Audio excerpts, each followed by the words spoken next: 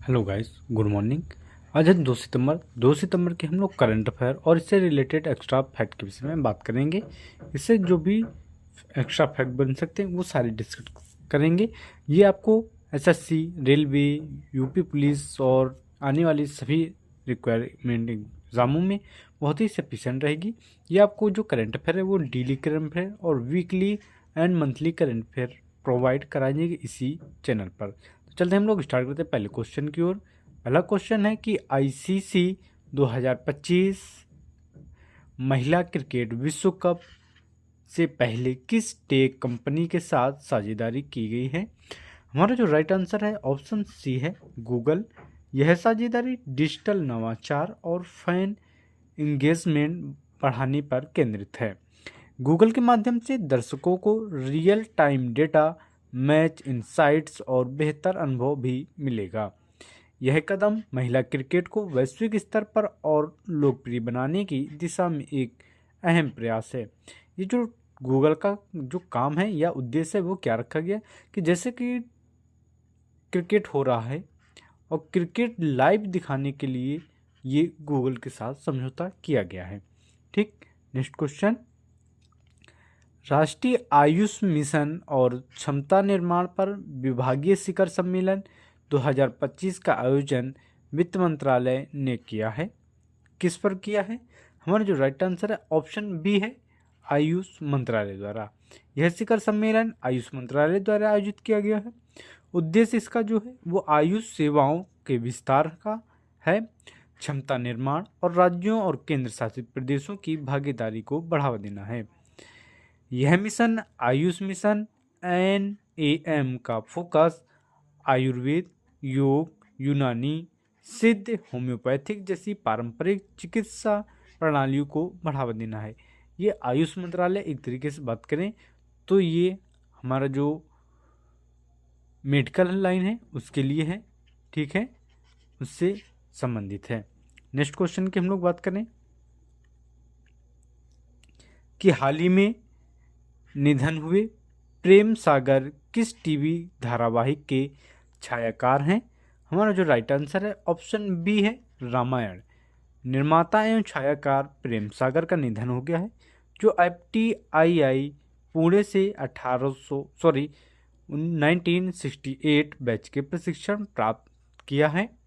इनके जो पिता के सागर आर्ट्स बैनर तले कार्य भी किया है, जो रियल टाइम फोटोग्राफर और छायाकार के रूप में योगदान दिया है। प्रतिष्ठित टीवी धारावाहिक रामायण जो है ये 1987 दूरदर्शन की प्रसिद्धता है। Next question. भारत का सबसे बड़ा एरो इंजन परीक्षण केंद्र किस राज्य में हाल ही में उद्घाटन किया गया है? हमारा जो राइट आंसर है ऑप्शन बी है, उत्तर प्रदेश में। बात करें कि यह केंद्र लखनऊ उत्तर प्रदेश में स्थापित किया गया है। इसका मुख्य उद्देश्य जो है भारत की एरो इंजन परीक्षण क्षमताओं को आत्मनिर्भर बनाना और रक्षा क्षेत्र में मेक इन इंडिया को बढ़ावा देना है। यहाँ पर लड़ाकू विमानों और हेलीकॉप्टरों के इंजनों का परीक्षण किया जाएगा, जिससे विदेशी निर्भरता कम होगी। Next question. बात करें कि भारत सरकार द्वारा लॉन्च किए जाने वाली AI आधारित जनजातीय भाषा अनुवादक प्रणाली का नाम क्या है? हमारा जो राइट आंसर है वो ऑप्शन बी आदिवाणी है। आदिवाणी का उद्देश्य जनजातीय भाषाओं को सुरक्षित रखना और उन्हें डिजिटल दुनिया में जोड़ना है। यह प्लेटफॉर्म AI आधारित अनुवाद और स्पीच टू टेक्स्ट तकनीक का कार्य करेगी। इससे जनजातीय समाज को शिक्षा, स्वास्थ्य और प्रशासनिक सेवाओं तक उनकी भाषा में पहुंच आसान होगी। Next question. बात करें कि हाल ही में किस राज्य ने स्थानीय निकाय चुनावों में पिछड़े वर्गों को 42% आरक्षण देने का पहला विधेयक पारित किया है? हमारा जो राइट आंसर है ऑप्शन सी, तेलंगाना है। बात करें कि इससे पहले OBC द्वारा स्थानीय निकाय चुनावों में लगभग 34% आरक्षण मिलता था। इस विधेयक के पारित होने से अब ओबीसी को 42% का आरक्षण दिया जाएगा। बात करें कि यह कदम सामाजिक न्याय और राजनीतिक प्रतिनिधित्व बढ़ाने की दिशा में एक अहम पहल मानी जा रही है। नेक्स्ट क्वेश्चन, हाल ही में किस भारतीय नौसेना जहाज ने पपुआ न्यू गिनी के 50वें स्वतंत्रता दिवस समारोह में भाग लिया है? हमारा जो राइट आंसर है ऑप्शन बी INS कदम्बम है। जो INS कदम्बम है ये भारतीय नौसेना की एंटी सबमरीन कॉर्वेट है जो कॉर्मोटा क्लास का हिस्सा है।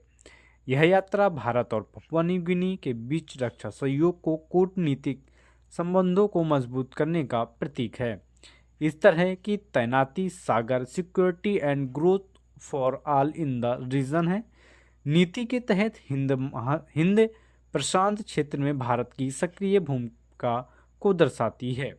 नेक्स्ट क्वेश्चन, कि हाल ही में खबरों में रही महिला जैव प्रौद्योगिकी वैज्ञानिकों की अनुसंधान फंडिंग में देरी किस क्षेत्र से जुड़ी है? हमारा जो राइट आंसर है ऑप्शन बी है विज्ञान एवं प्रौद्योगिकी से। DBT यानी डिपार्टमेंट ऑफ बायोटेक्नोलॉजी है जो अन्य विज्ञान मंत्रालयों की स्कीम में महिला और वैज्ञानिकों की रिसर्च फेलोशिप व प्रोजेक्ट ग्रांट देती है। रिपोर्ट के अनुसार महिला वैज्ञानिकों को स्वीकृत प्रोजेक्ट का पैसा मिलने से लंबा समय लग जाता है जिससे रिसर्च कार्य प्रभावित होता है। सरकार का उद्देश्य है कि STEM यानी साइंस, टेक्नोलॉजी, इंजीनियरिंग और मैथमेटिक्स में महिलाओं की भागीदारी बढ़े और लैंगिक समानता को सुनिश्चित हो। नेक्स्ट क्वेश्चन, हाल ही में 17वां ग्लोबल मेडटेक शिखर सम्मेलन 2025 कहाँ आयोजित किया गया है?